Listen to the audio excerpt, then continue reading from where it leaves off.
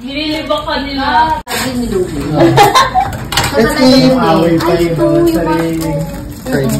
We have here Chinese food from the Philippines. That everyone's so noisy.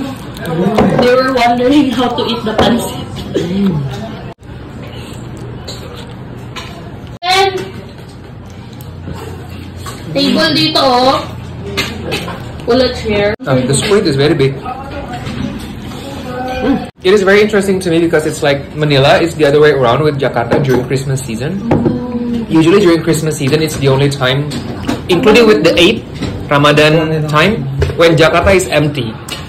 But I was hearing from Carlo that during Christmas, Manila is the worst in terms of its traffic. I was like, yo. Exactly. We're speaking in English because Julio is Indonesia. Does he look like a Filipino to you? No.